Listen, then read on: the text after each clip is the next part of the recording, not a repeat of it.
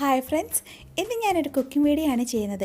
അരിപ്പൊടി വെച്ചിട്ട് വളരെ ഈസി ആയിട്ട് നെയ്പത്തിരിയാണ് ഉണ്ടാക്കുന്നത്. അപ്പം നമുക്ക് നെയ്പത്തിരി എങ്ങനെ ഉണ്ടാക്കുന്നത് നോക്കാം. ഒരു പാത്രത്തിലേക്ക് 2 കപ്പ് പൊടിയാണ് ഞാൻ എടുത്തിട്ടുള്ളത്. പിന്നെ വേണ്ടത് 3/4 കപ്പ് തേങ്ങ, 10 ചെറിയുള്ളി, 1 ടീസ്പൂൺ ജീരകം. ചെറിയ ജീരകമാണ് വേണ്ടത്.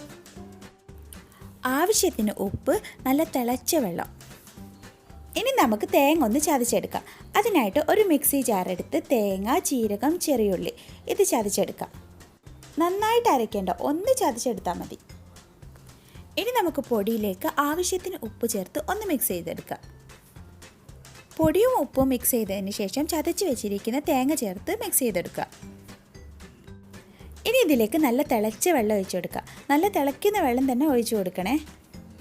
നമ്മൾ എത്ര പൊടിയാണോ എടുക്കുന്നത് ആ പൊടിയുടെ ആവശ്യത്തിന് വെള്ളമാണ് ഒഴിച്ചു കൊടുക്കേണ്ടത്. അതിന് ആദ്യം തന്നെ ഫുള്ളായിട്ട് വെള്ളം ഒഴിച്ചു കൊടുക്കേണ്ട ആവശ്യമില്ല. കുറച്ചായി കുഴച്ചെടുത്താൽ മതി. പൊടിയിലേക്ക് ആവശ്യത്തിന് വെള്ളം ഒഴിച്ച് ചൂടോടെ തന്നെ കുഴച്ചെടുക്കുന്നതാണ് നല്ലത്. നന്നായി കുഴച്ചെടുത്തതിന് ശേഷം അത് നമുക്ക് അപ്പം തന്നെ പരത്തി ഫ്രൈ ചെയ്തെടുക്കാം. ഇപ്പം നന്നായിട്ട് കുഴച്ചെടുത്തിട്ടുണ്ട്. ഇനി ഇതിനെ കയ്യിൽ കുറച്ച് ഓയിൽ പുരട്ടിയിട്ട് ഉരുളകളാക്കിയെടുക്കാം. അപ്പോൾ എല്ലാം ഉരുളകളാക്കി കഴിഞ്ഞിട്ടുണ്ട്. ഇനി നമുക്ക് പരത്തിയെടുക്കാം. ഞാനിവിടെ ഒരു കവർ കട്ട് ചെയ്ത് അതിൻ്റെ മുകളിൽ പ്ലേറ്റ് വെച്ചിട്ടാണ് പരത്തിയെടുക്കുന്നത്. നിങ്ങൾക്ക് പ്രസ്സിലും പരത്തിയെടുക്കാം കേട്ടോ. പ്രസ്സിൽ പരത്തിയെടുക്കുന്നതിനേക്കാളും നല്ലത് ഇങ്ങനെ പരത്തുന്നത്. പ്രസ്സിൽ പരത്തിയെടുക്കുമ്പോൾ ചില ഭാഗത്ത് തടി ഉണ്ടാവും, ചില ഭാഗത്ത് തടി കുറഞ്ഞിട്ടായിരിക്കും. അപ്പോൾ ഇങ്ങനെ പരത്തുമ്പോൾ നമുക്ക് കറക്റ്റായിട്ട് കിട്ടിയും. എല്ലാ ഉരുളകളും അപ്പം തന്നെ പരത്തിയെടുക്കണ്ട കേട്ടോ. പരത്തി വെച്ച് കഴിഞ്ഞാൽ അത് നന്നായിട്ട് ഡ്രൈ ആയിപ്പോവും, പിന്നെ അത് പൊട്ടിപ്പോവാൻ ചാൻസ് ഉണ്ട്. ഒരു പത്തിരി ഫ്രൈ ആയി വരുമ്പോൾ അടുത്ത പത്തിരി പരത്തിയെടുത്താൽ മതി. ഇനി നമുക്ക് പത്തിരി ഫ്രൈ ചെയ്തെടുക്കാം. അതിനായി ഒരു പാൻ ചൂടാക്കി അതിലേക്ക് ആവശ്യത്തിന് ഓയിൽ ഒഴിച്ചു കൊടുക്കുക. ഓയിൽ നന്നായി ചൂടായതിന് ശേഷം മീഡിയം ഫ്ലെയിമിലാക്കിയിട്ട് പരത്തി വെച്ചിരിക്കുന്ന പത്തിരി ഇട്ട് കൊടുക്കുക. ഇനി പത്തിരി പൊങ്ങി വന്നതിന് ശേഷം അതൊന്ന് തിരിച്ചിട്ടെടുക്കുക. പൊങ്ങി വന്നിട്ടില്ലെങ്കിൽ പത്തിരിൻ്റെ മുകളിലൊന്ന് തട്ടി കൊടുത്താൽ മതി. അപ്പോൾ പൊങ്ങി വന്നോളൂ. ഇപ്പോൾ പത്തിരി ചെറുതായ കളറൊക്കെ ഒന്ന് മാറി വന്നിട്ടുണ്ടാവും.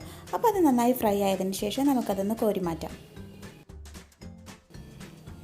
പത്തിരി ഫ്രൈ ആയിരിക്കുമ്പോൾ തന്നെ നമുക്ക് അടുത്ത പത്തിരി പരത്തിയെടുക്കാം. ഇപ്പോൾ നല്ല ടേസ്റ്റി ആയിട്ടുള്ള നെയ്പത്തിരി റെഡി ആയിട്ടുണ്ട്. ഇത് ചൂടോടെ കഴിക്കാനാണ് ടേസ്റ്റ്.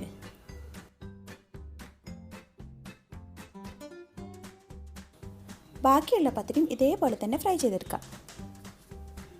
ഈ പത്തിരി ചിക്കൻ കറീൻ്റെ കൂടെയും ബീഫ് കറീൻ്റെ കൂടെയൊക്കെ കഴിക്കാനായിട്ട് നല്ല ടേസ്റ്റാണ്.